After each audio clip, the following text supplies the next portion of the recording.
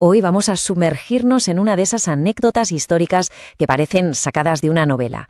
Es una historia fascinante, rescatada por Ricardo Palma, sobre cómo un encuentro totalmente inesperado en un aula del siglo XVIII, pues cambió para siempre la vida de un niño. Al rincón, quita calzón. Imaginaos escuchar esto. Esta era la frase que ningún estudiante del siglo XVIII quería oír. Significaba una cosa, y solo una: castigo. Y uno físico, además. Pues bien, es justo con esta orden tan tajante como arranca nuestro relato de hoy. Bueno, pues para situarnos, viajamos en el tiempo hasta Arequipa, en Perú, sobre el año 1796. Estamos en un seminario, y la figura clave aquí es el obispo Chávez de la Rosa. Ojo, que no era un obispo cualquiera, era un hombre de ideas bastante liberales para la época, y estaba muy encima del progreso de su escuela. De hecho, la visitaba casi todas las semanas para ver que todo fuese como la seda. Y aquí es donde se lía todo. Una mañana resulta que el profesor de latín no aparece. Los chavales, claro, sin supervisión, pues se arma el alboroto. El obispo, que pasaba por allí, lo ve y decide tomar cartas en el asunto.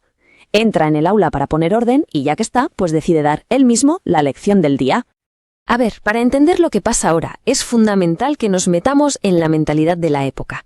Y esa mentalidad se resume en una frase que hoy nos pone los pelos de punta. La letra con sangre entra. Se creía a pies juntillas que los azotes no eran algo malo. No, eran esenciales para que los niños aprendieran. Una locura, ¿verdad? Total, que la clase improvisada del obispo empieza. Y bueno, es un auténtico desastre. Los alumnos, que por lo visto no habían repasado nada, van cayendo uno tras otro. Que si uno se equivoca con un acusativo, que si el otro no sabe un nominativo. El veredicto del obispo, implacable. Al rincón. En un periquete ya había más de 12 estudiantes en la esquina, esperando su castigo. Y entonces, en medio de todo este panorama, le llega el turno al protagonista de nuestra historia. Es el más pequeño de la clase, con pinta de ser el más travieso de todos. Según nos cuenta Palma, parecía que tenía 8 años, pero en realidad ya tenía 16. El obispo se dirige a él y le lanza una pregunta que en teoría era de lo más básico. ¿Quid est oratio? O sea, ¿qué es una oración? Vamos, una pregunta de manual, de las que se contestan casi sin pensar. Pero el niño se queda callado. No dice ni pío. Levanta la vista, se queda mirando al techo como si la respuesta estuviera escrita allí, entre las vigas de madera.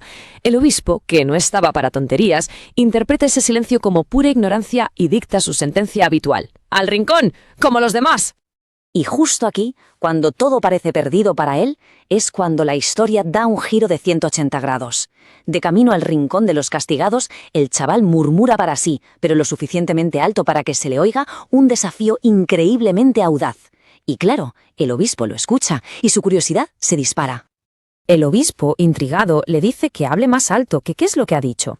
Y el niño, ya sin nada que perder, se viene arriba y le lanza su pregunta. ¿Cuántos dominus vobiscum tiene la misa? Una pregunta brillante, ¿a que sí? Un detalle súper específico que seguramente ni un obispo, con todo lo que sabía, se había parado a contar jamás. ¿Y qué es lo primero que hace el obispo? Pues instintivamente lo mismo que había hecho el niño, levantar la vista y mirar al techo para pensar. Y lo mejor de todo es que el chaval al verlo no se corta un pelo y suelta. ¡Ah! También él mira al techo. En ese instante la situación había cambiado por completo. El poder estaba en otras manos. Aquel chispazo de ingenio del niño tuvo consecuencias inmediatas. Al obispo no solo no le sentó mal el desafío, sino que quedó totalmente fascinado por la agudeza y la valentía del muchacho. La reacción del obispo fue de película. Primero, amnistía general, perdonó a todos los que estaban castigados. Segundo, se convirtió en el protector de aquel niño, que venía de una familia muy humilde. No solo eso, sino que le consiguió una beca para el seminario y, años más tarde, en 1804, se lo llevó con él a España. Le cambió la vida, literalmente. Pero esperad, que la historia no termina aquí. De hecho, lo más increíble es lo que vino después. ¿Qué fue de aquel niño tan ingenioso? Pues a partir de ese día, su vida despegó de una manera que nadie podría haber imaginado.